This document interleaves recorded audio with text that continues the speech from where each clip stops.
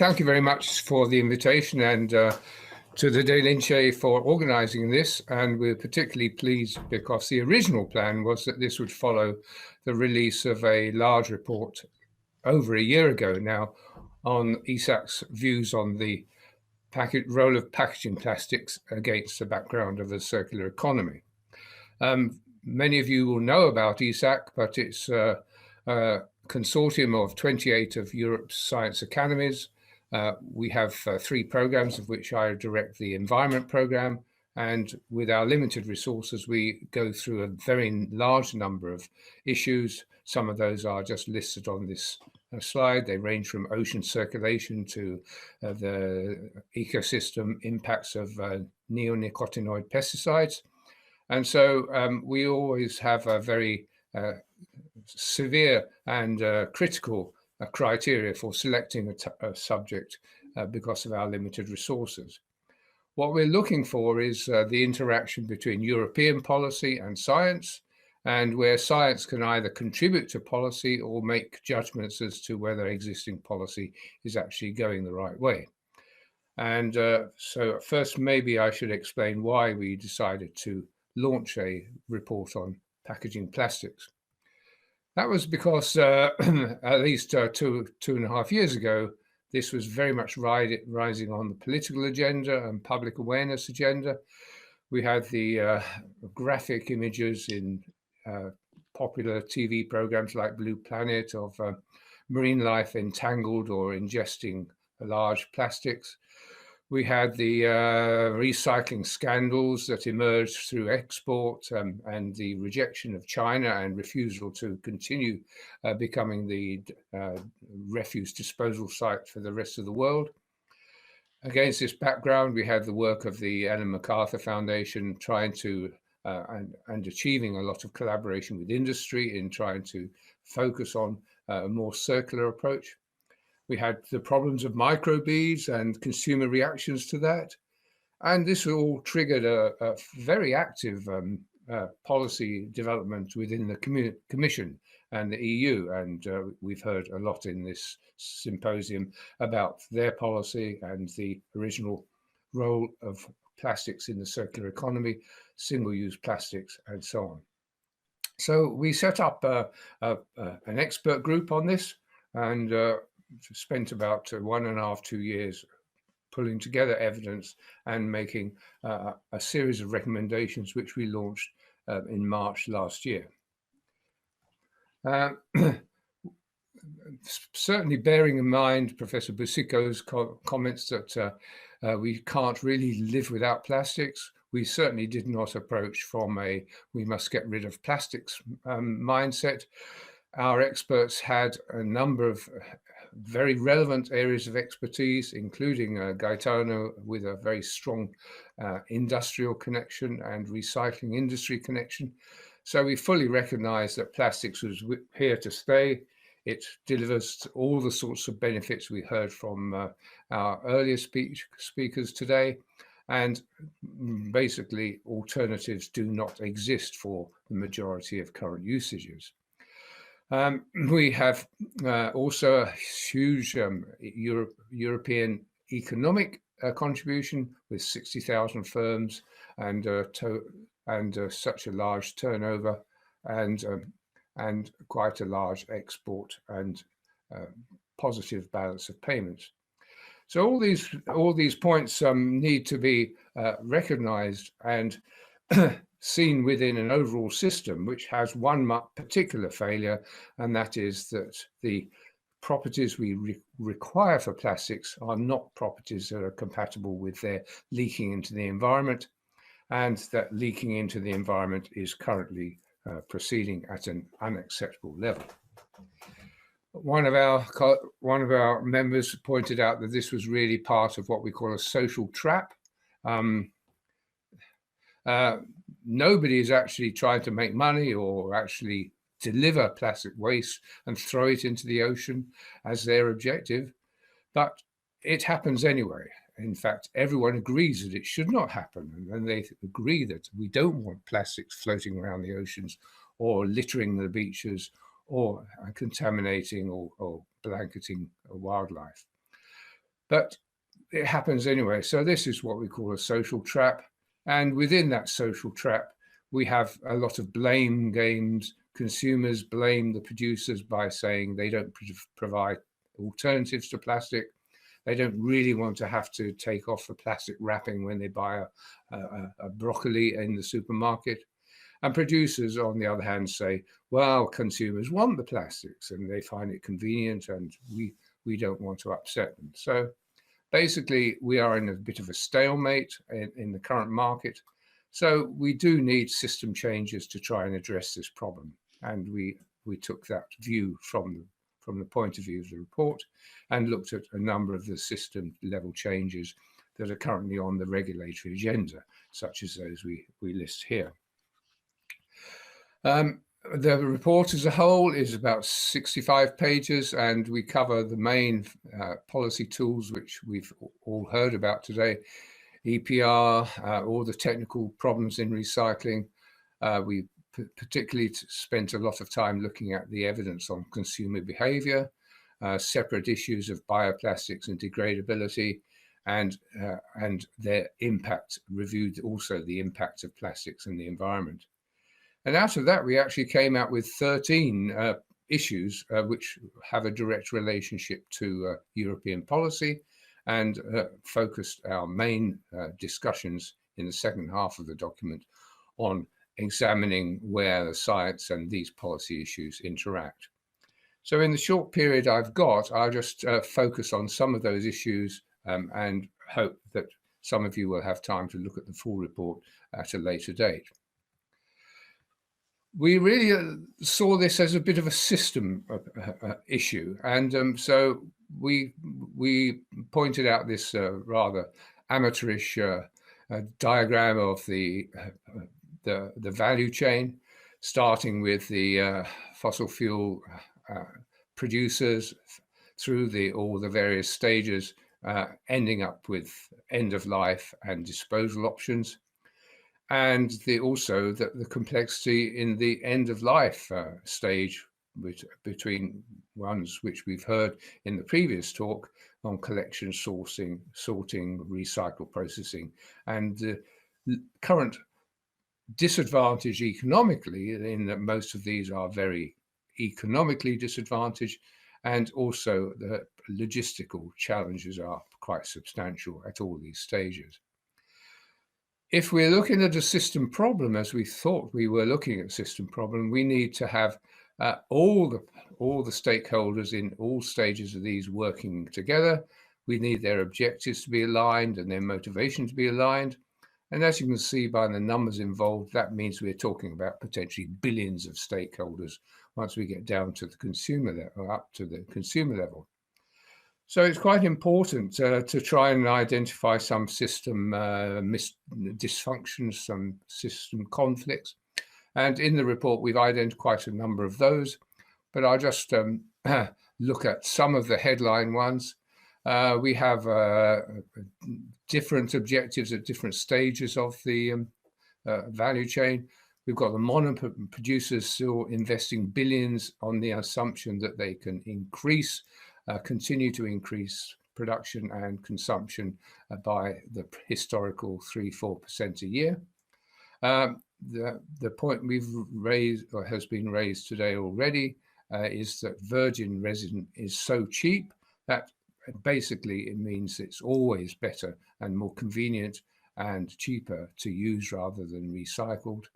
And that's due to the fact that our social and economic systems still do not recognize the external costs of climate change, social impacts, other environmental impacts, and have a system of factoring that into the price, whether that's the price of the oil or gas, or whether it's the price of the actual resin itself. So that is a system failure, which unfortunately hasn't been able to be fixed and has no short-term prospect of being fixed. We've got the dysfunction between the motives of the designers and choice of resins and additives at the early stages, and the incompatibility of that with the actual end-of-life recycling. We've got retailers which are focused on operational efficiency, throughputs, convenience to the consumer, rather than on any overall objective of reducing waste. We've got consumers who've become very, very used to and like very much this on-the-go throwaway culture, where you just don't need to worry about anything. You just accept it, consume, and then throw away. And you've got underneath this the fact there is very little economic incentive to actually restrict capacity and have to increase capacity and improve diversity of recycling infrastructure. And we heard some excellent activities in the previous speak, which show what can be done, providing you have got the resources to do that. So we concluded that we need to take a systems approach, and that systems needs to be the guidance for regulatory objectives. Another point is you can't even trust the statistics. The figure below is what is often shown to be progress, and shows the steady increase in the proportion of plastics recycled relative to landfill and incinerator. But when you look at the recycling statistics, you actually find that up till last year, there is a huge dominance of so-called recycling in export for recycling. And we can see illustrations of photographs on the right of what recycling in some countries actually comprises. It's either abandonment or extracting the easily recycled and burning the rest, and hardly a practice which is compatible with sustainable development. That was all brought into focus by the China ban, and that was one of our recommendations, that the EU and also countries like Japan and USA should not offload their difficult and impossible to recycle mixed plastics on the rest of the world. And also we felt that the ultimate objective, as we've heard in previous speeches, should also be to reduce its end up as a landfill. And all these overall objectives would have major implications for recycling capacity, of course, as we've heard from the Carepla talk and we'll talk about in a moment. The whole point of this is to see packaging plastics within the circular economy. So we had a good talk yesterday on what it means to be a circular economy. And it does require your objective to be a reduction in material flow. That is the whole purpose of a circular economy. So it isn't necessarily compatible with having a projection of continued growth in production, consumption, and usage, even if you improve recycling. And particularly with plastics, you can more or less rule out extensive replacement of plastics by alternative materials. They don't add up, as we heard from our representative from Plastics Europe, on weight or cost or other efficiency grounds. And so reducing flow does actually mean that you need to avoid unnecessary waste. And some pictures here just show the extent to which things which would not have been covered even 5 years ago are now completely covered in plastic.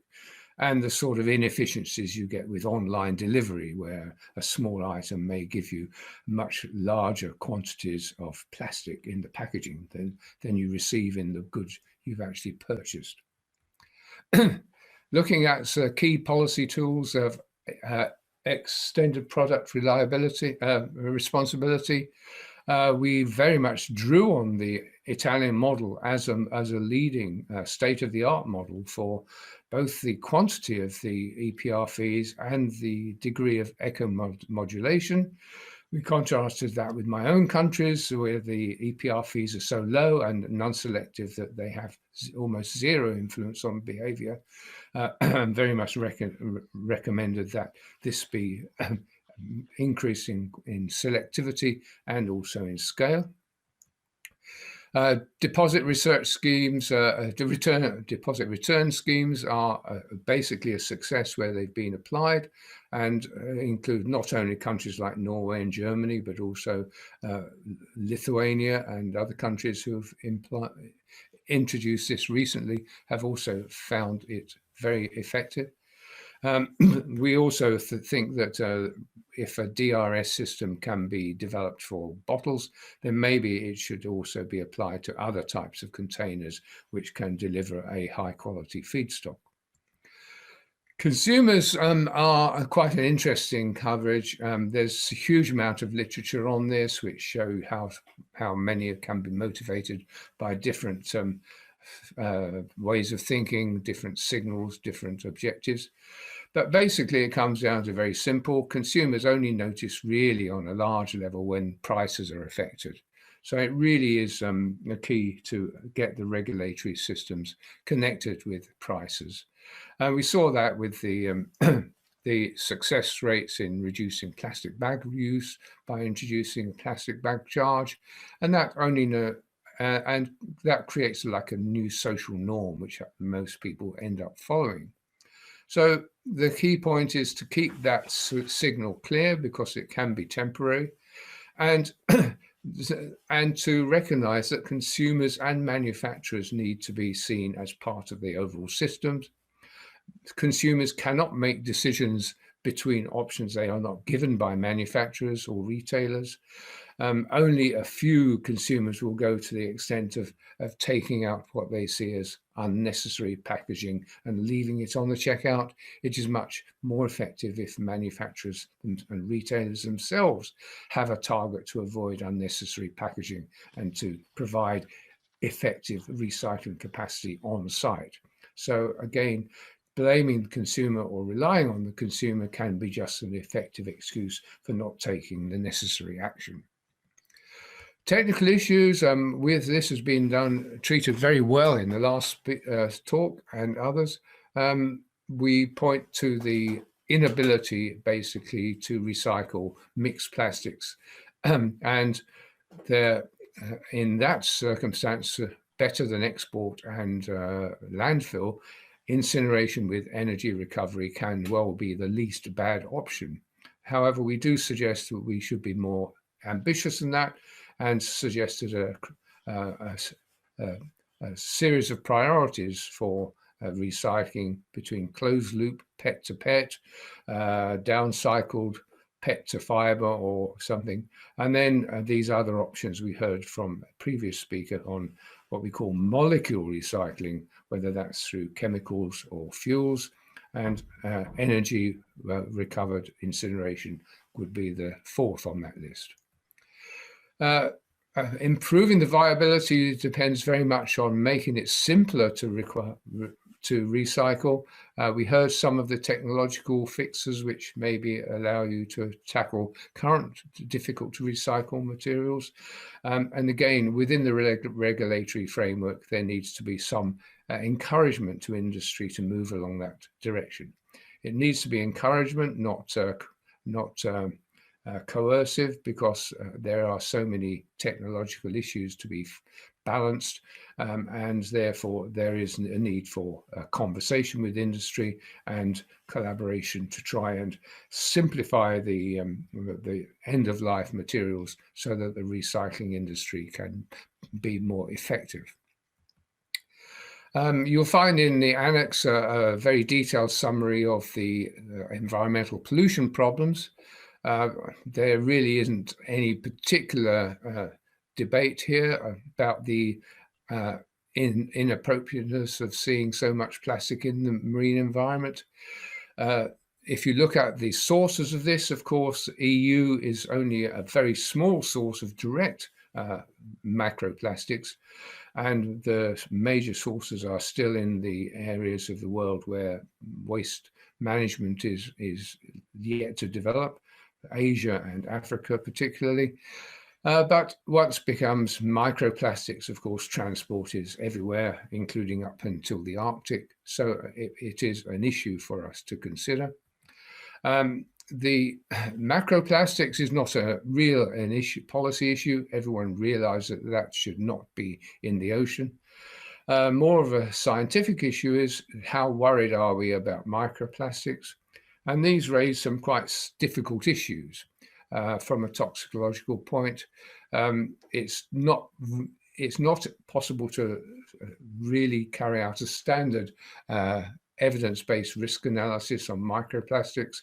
They aren't directly toxic in the way that DDT or benzene would be. But there is a basic question because of the lack of degradability and the almost infinite lifetime of these. How far should we be applying the precautionary principle to try and minimize that source as far as possible? And we really need a bit of more of a debate on whether we really want to be eating microplastics when we have some shellfish, whether we really want to be drinking it when we have some beer, even if we can't see any short-term toxicological impacts. There is a rather difficult ethical and sustainability discussion to take place on that aspect. Then, of course, in looking into just showing how big an agenda this is, we've got the bio-based issue. We've heard some very good life cycle assessments from an earlier speech, which shows that bio is often misused just for greenwash, and it doesn't actually necessarily achieve a net environmental benefit. It puts a high incentive on effective life cycle assessments and a need for transparency if companies are actually going to make such claims. Biodegradability and compostability. We also heard yesterday from Miriam about all the complicated issues here. And unfortunately, it is not an area where our group saw a lot of immediate opportunities which are not being grasped, but clearly a research target to ideally achieve a more degradable plastic which meets all the required properties of its use. Composting, again, is one of these areas which is more of a public relations issue than necessarily an effective environmental reducing technology.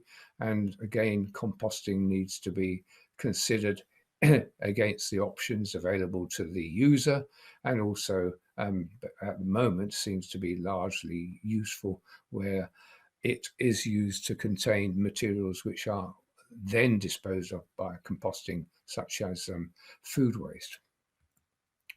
So it's a very, very complicated issue, a whole range of issues. We certainly try to align our analyses and recommendations with the rapidly emerging EU policy.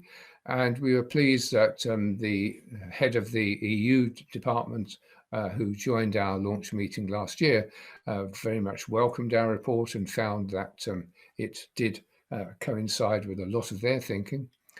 In the year that's happened, I've not been able to do a thorough analysis, but some things have changed. The EU has banned export of mixed plastics, also in implementing the Basel Convention,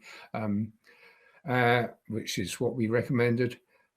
Many of the recommendations we made actually were also reflected in the circular economy package during last year. One of the points we made that we didn't think that the major oil producers should be diverting their investments from gasoline and diesel to plastics. Interesting enough, only a couple of weeks ago, INEOS, who had such a plan for Antwerp, seem now to have abandoned that, although not necessarily as a result of our comments.